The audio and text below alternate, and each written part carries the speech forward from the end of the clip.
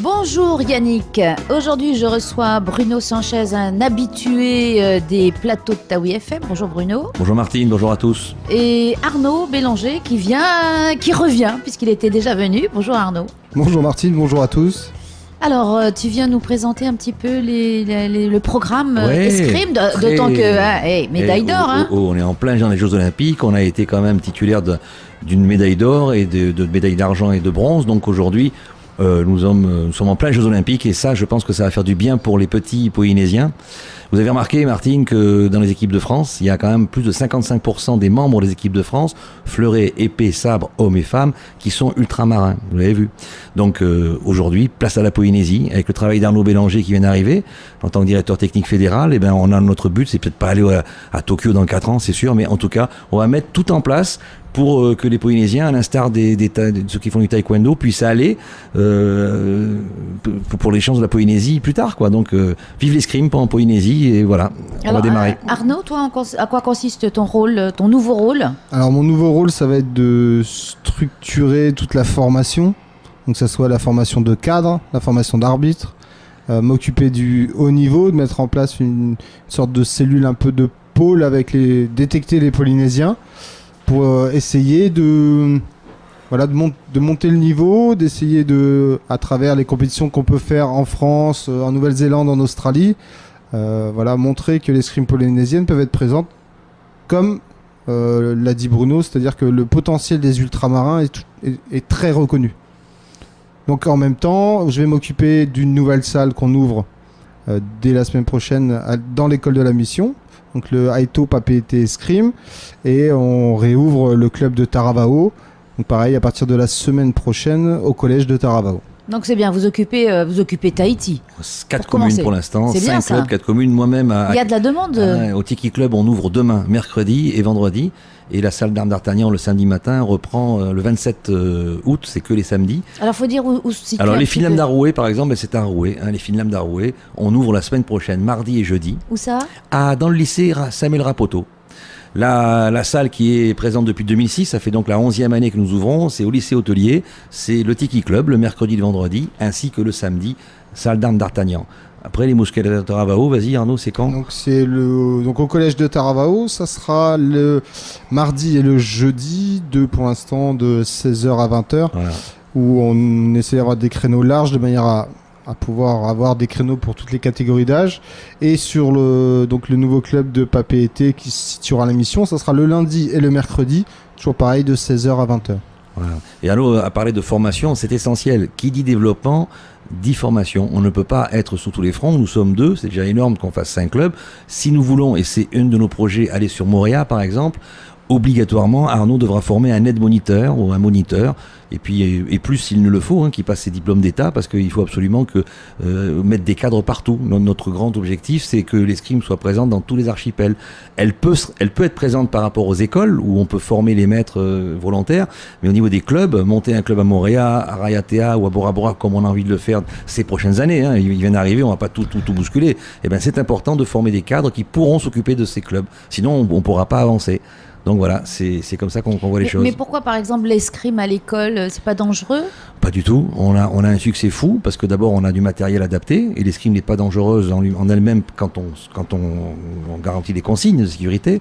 Mais au contraire, on commence à l'âge de 6 ans, voire les sections des grands. Aujourd'hui, on a plus de 25 écoles sur tout le territoire. Avec Arnaud, on va être bousculé cette année, mais dans le bon sens. Nous présentons des modules de 8, 10 ou 12 séances hebdomadaires pour des classes de 30 personnes à peu près. Et puis ça commence donc dès l'âge de 6 ans, un petit peu moins, 5 ans et demi. Et donc c'est l'école du fair play peut-être ? Ah bah oui, on appelle un maître d'armes, ça veut dire qu'il y a le respect du maître, respect des règles. Voilà, c'est toutes les valeurs que l'on peut attribuer à des sports de combat, avec l'esprit français bien sûr, parce que l'escrime est un sport français. Ça veut dire qu'il y a vraiment, on a de quoi travailler dessus, quoi.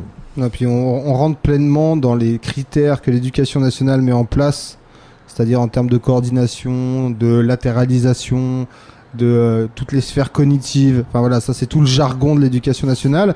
Mais l'escrime rentre pleinement dans toutes ces catégories. Donc le rapport à la hiérarchie, le rapport au respect, la coordination, comme je disais, la latéralisation. Voilà, on rentre dans tous les critères importants que l'éducation nationale a mis en place suivant ces catégories d'âge qui sont cycle 1, cycle 2, cycle 3. Et voilà, l'escrime est pleinement, correspond pleinement justement à ces critères. Ça marche très très fort en France. Ici, ça marche très très fort, il y a une bonne demande. Et j'invite tous vos auditeurs, s'ils n'ont pas encore eu d'escrime à l'école, à nous contacter.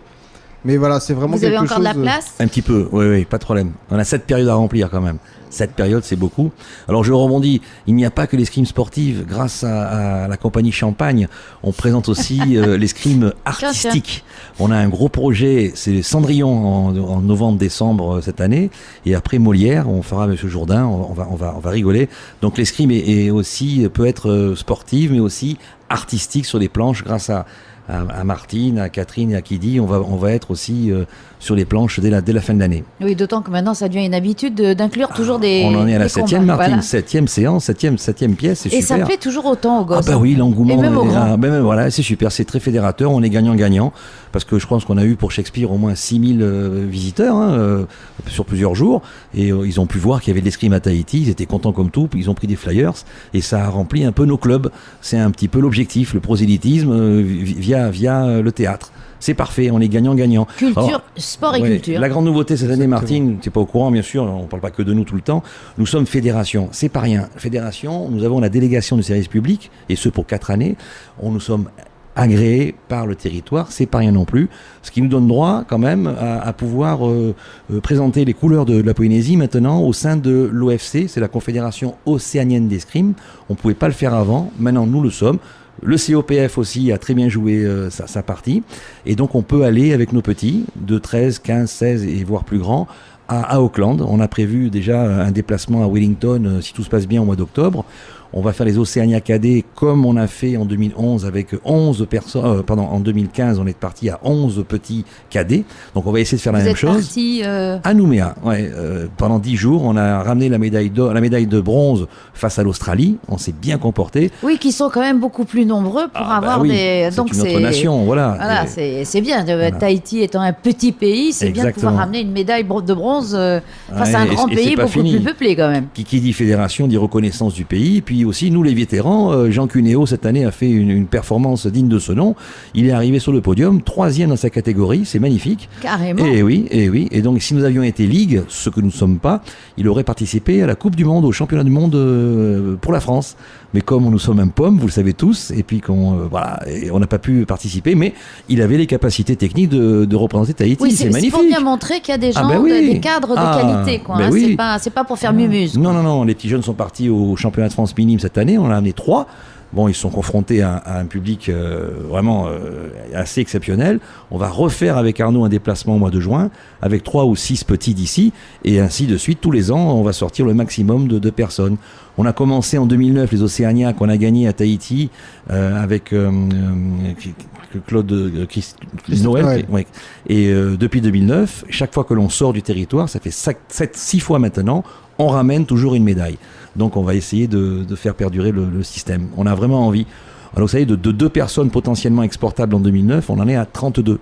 Voilà. Oui, parce que quand vous parlez de former des cadres, il y a du potentiel. Oui, énorme. Ah bah sinon... Parmi ceux que vous avez formés. Non mais même chez les jeunes, c'est vrai que le potentiel physique est là, l'envie est là. J'ai été très surpris quand je suis venu en avril, avant mon arrivée définitive, de l'envie des enfants. Et ce qui est déjà, j'ai envie de dire... Ah oui, ça plaît beaucoup. Hein. Oui, la chose la plus importante.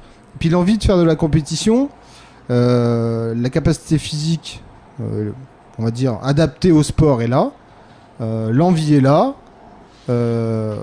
On va donc travailler un maximum pour essayer de monter justement leur niveau pour vraiment s'étalonner dans la région Océanie et puis voir en France comme on a fait cette année où on en a amené 3 où là ils ont vu quelle était la différence de niveau puisque la France c'est quand même une des plus grandes nations au monde, donc forcément quand on va au championnat de France... Il y a un passé.